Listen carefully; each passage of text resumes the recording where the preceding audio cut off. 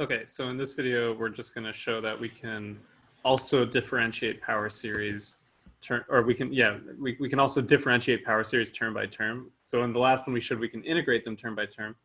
So in this one, we'll show that we can differentiate them term by term. And actually, what we're going to do is we're going to just use the previous fact about integration, because what we're going to do is we're going to show. So here, let me state the theorem first.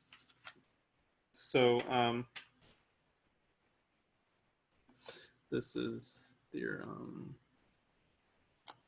26.5. So let f of x equal the series from n equals 0 to infinity, an x to the n, and let's say the radius of convergence is r, strictly positive, then f is differentiable on negative r, and f prime of x equals sum from n equals 1 to infinity of an x to the n minus 1 for absolute value of x less than r, right? Remember, we don't know what's happening at the endpoints. And in fact, honestly, the way we talk about derivatives, it doesn't really even make sense to talk about the derivative at an endpoint of the interval where it's defined. Although you could define like a one-sided derivative for that point. That's like a special extra definition you could make. I think our definition only like requires f to be defined on both sides of a point where you're trying to take the derivative. So we're really only interested we're really only interested in the interior of the interval of convergence here, okay? So the strategy for proving this is to, instead of just directly trying to show this is the derivative,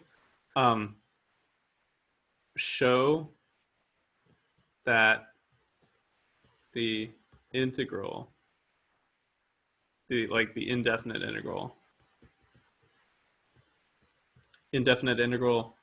of the series n equals 1 to infinity of n x to the n minus 1 is up to a constant, like an additive constant, right? Like plus c, that this integral is f of x, and then use the fundamental theorem of calculus, which again, it's one of these things we haven't proved yet. That's what we're going to prove at the end of the class. But for now, just sort of, you don't have to worry about it too much. Just take for granted that, the fundamental theorem of calculus basically tells you that integrals and derivatives are related by being sort of the opposites of each other, right? So let's just lay this out sort of carefully.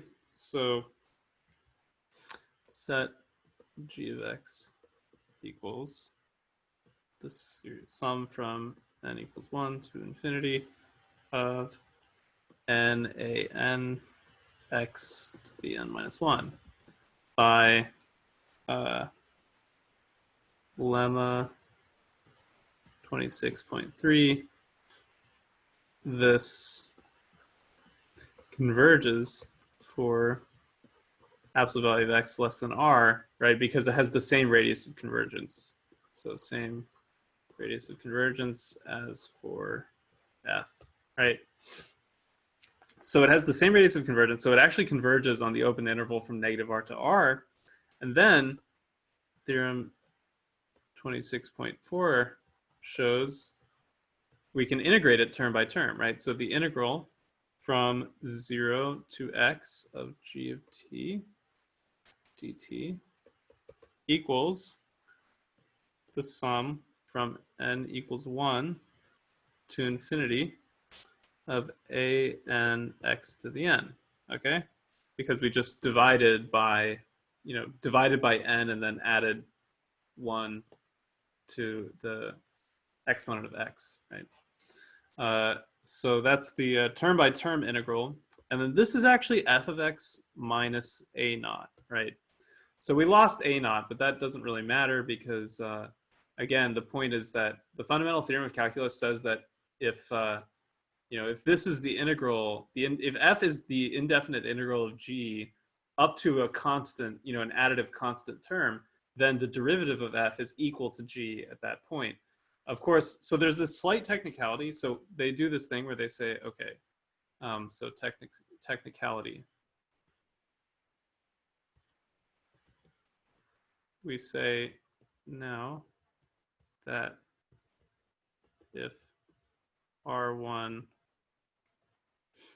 0 is less than R1 less than R, then the integral, so f of x is the integral from negative R1 to x of g of t dt plus k, where k is this constant a naught minus the integral from negative R1 to 0 of g of t dt. So this is just a constant, right? And this is for all x in like negative R1 R, right? Or, I don't know, whatever. We can make this be open. Maybe that'll be less confusing.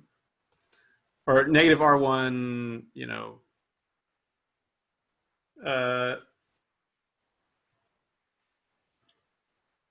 yeah, negative R1 R. Okay, I mean, whatever. So then, right, the reason they do this is just because the way the fundamental theorem of calculus is phrased, it requires you to know that like f can be expressed as the integral from some point to another, to like x, right? So f is the integral from some like constant to x of g for all x like greater than this constant in some interval. And then you can say like for all of the points in that interval that like the derivative of f is equal to g, basically. So the point of doing this is that like now if you fixed any, so what this says is that basically what this shows by the fundamental theorem of calculus is that f prime of x equals g of x for x in negative R1 R. But then the point is that like if you fix any x in the whole interval, so if we fix x in like negative R, then pick R1 such that like absolute value of x is less than R1 less than R, then the preceding argument shows, maybe it'd be better to call this like x naught, just so you can distinguish between this fixed x naught and like all of the x's over here, right? So then the preceding argument shows that f prime of x equals g of x for all x in negative R1 R. So in particular, f prime of x naught equals g of x naught. Okay, and so the point is that since we can choose this R1, we can choose such an R1 for any x naught. This shows that actually f prime of x naught equals g of x naught for every x naught in this interval. It's just another one of these like kind of convoluted arguments where you have to like work with smaller intervals, but smaller intervals that have like an arbitrary width, and then that actually ends up covering like the entire big interval, basically. Okay, so just to kind of like wrap this up, there's some kind of nice stuff you can do with this. So like, I'm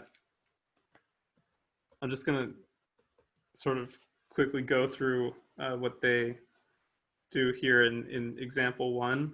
So you have the geometric series, right? Sum of x to the n from n equals 0 to infinity.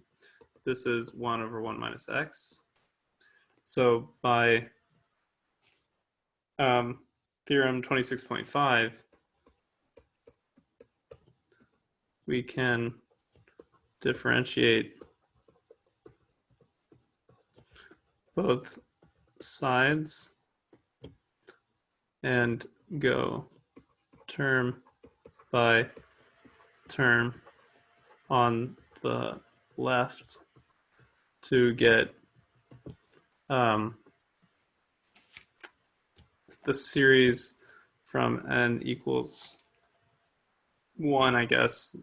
Not that it really matters, but n x to the n minus 1. This equals 1 over 1 minus x squared. Sorry, 1 minus x quantity squared for absolute value of x less than 1. Similarly, by 26.4, we can get, by integrating the original equation here, that the series from n equals 0 to infinity of x to the n plus 1 over n plus 1 equals negative log of 1 minus x. Okay, so we can get all sorts of cool formulas for these different series, and that actually leads me to the lecture question. So lecture 19 question.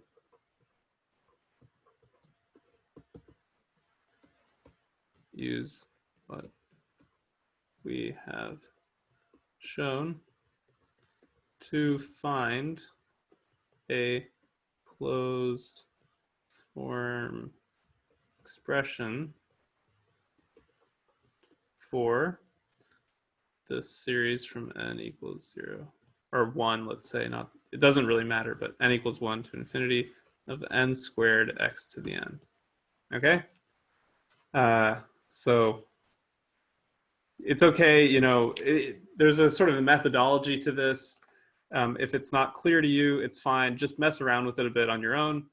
It's a healthy exercise to do. And then when you unpause the video, and make sure you include your answer, of course, on the homework. And when you unpause the video, I will go through it.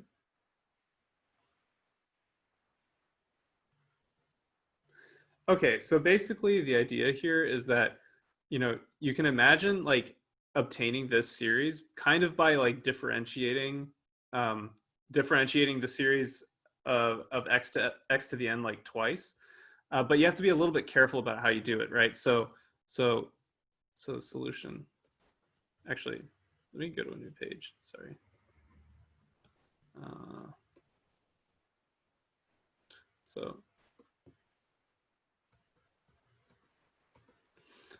So first, note that, okay, the sum of like n x to the n minus 1 from n equals 1 to infinity, this is, sorry, this is,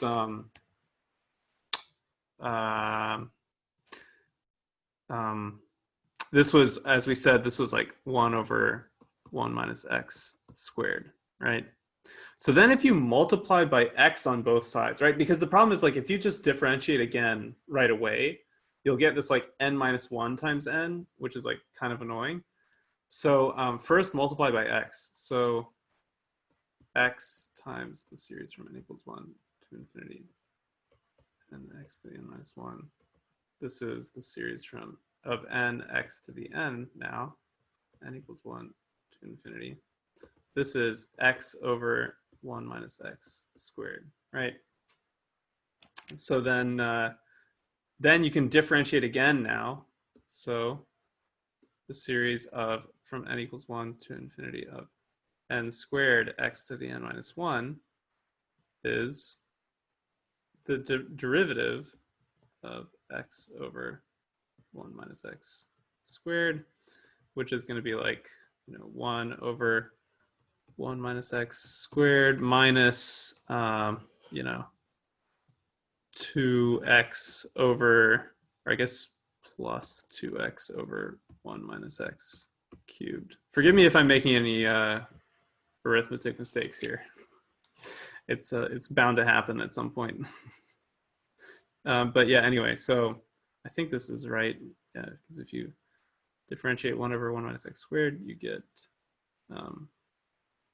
negative 2 over 1 minus x cubed, but then with a negative 1. Yep, okay. So that should be good. And then you can just multiply by x again, right? So the sum of n squared x to the n from n equals 1 to infinity should be x over 1 minus x squared plus 2x squared over 1 minus x cubed. And there you go. So as you can see, you can actually get, basically you can get formulas for any, so we can get closed form expressions for any series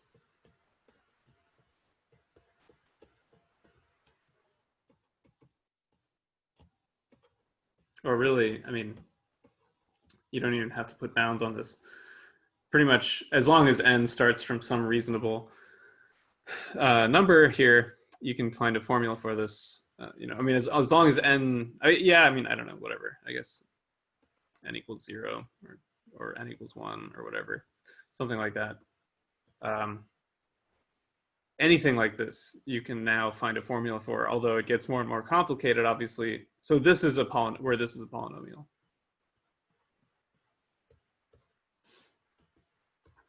It gets more and more complicated the more complicated the polynomial is, but you can do it.